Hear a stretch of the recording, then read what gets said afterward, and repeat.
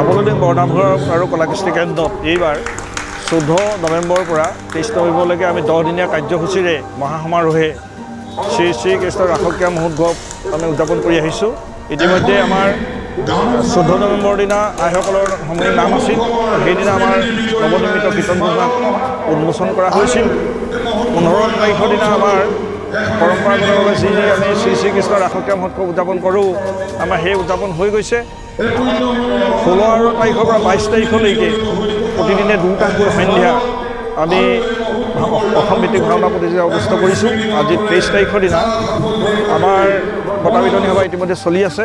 আমি এই অনুষ্ঠানটি সমগ্ৰ অসমৰ যিসকল ধৰ্মৱান বৈষ্ণৱবৃন্দই আমাক যি সহযোগিতা আগবঢ়ালে তাৰ কাৰণে আমি অত্যন্ত অভিভূত হৈছোঁ। আমি তেখেতলোকলৈ কৃতজ্ঞতা জ্ঞাপন কৰিছোঁ। আমি আশা ৰাখিছোঁ ভৱিষ্যতেও তেওঁলোকৰ পৰা নিশ্চয় আমি সহায় সহযোগিতা লাভ কৰিম। আমি অতি গৰ্বেৰে কৈছোঁ যে আমি প্ৰায় 14খন গাঁও এই অনুষ্ঠানটো আমি ৰূপায়ণ কৰোঁ। 14খন গাঁৱৰ যিসকল আই মাতৃসকল আৰু আমাৰ যুৱকসকল বা অন্যান্য আমাৰ প্ৰতিজন ব্যক্তি এই অনুষ্ঠানটো আৱেগ বুলি ভাবে। এই আৱেগেৰে তেওঁলোকে 14 দিন আমাৰ সফলতাই উদযাপন কৰাত যি সহায় সহযোগিতা আগবঢ়ালে মই স্থানীয় সকলো ৰাইজলৈকে ইয়াৰ পৰা কৃতজ্ঞতা জ্ঞাপন কৰিছোঁ। আৰু এই যোগেদি আমি সকলো ৰাইজলৈকে আমি কৃতজ্ঞতা জ্ঞাপন কৰিছোঁ। ইতিমধ্যে আমি আপোনালোকৰ আগত অৱগত কৰিছোঁ যে আমাৰ 14খন ভাওনা প্ৰতিযোগিতা অনুষ্ঠিত হৈছিল। প্ৰতিদিনে 2টাকৈ ভাওনা, 2টা ভাওনা প্ৰায় আমাৰ 28টা প্ৰাইজ তাত আমাৰ সংলগ্ন কৰা হৈছে। 28টাকৈ আমাৰ প্ৰথম আমাৰ যিখন নাটক আছিল সেইখন পূৰ্বৱতাৰ নাট, দ্বিতীয়খন পৰ্যায়ক্ৰমে শংখধ্বজৰ কৃষ্ণ দৰ্শন, আৰু তৃতীয়খন আছিল তৃতীয় পৰ্যায়ত 2খন নাট পাইছে। নাট 2খন হ'ল ৰাম পৰাজয় আৰু সীতাহৰণ,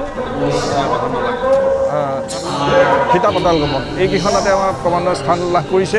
তাৰোপৰি আমাৰ ব্যক্তিগতভাৱে আমি বায়ন, নাৰদ, শ্ৰেষ্ঠ ভগৱান, পাৰ্শ্ব চৰিত্ৰ শ্ৰেষ্ঠ, নাৰী চৰিত্ৰ, শিশু চৰিত্ৰ আমি প্ৰত্যেকেই আমি 2টা-2টাকৈ ৰাখিছোঁ।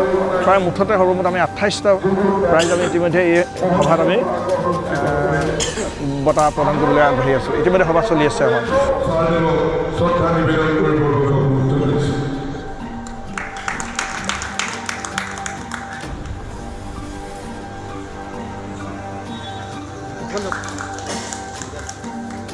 এখনই গামোচা এই মহোৎসৱৰ স্মৃতি বিজড়িত এটি স্মাৰক আৰু এই মহোৎসৱৰ দাপন স্বৰূপ এখন স্মৃতি গ্ৰন্থৰে স্মাৰক।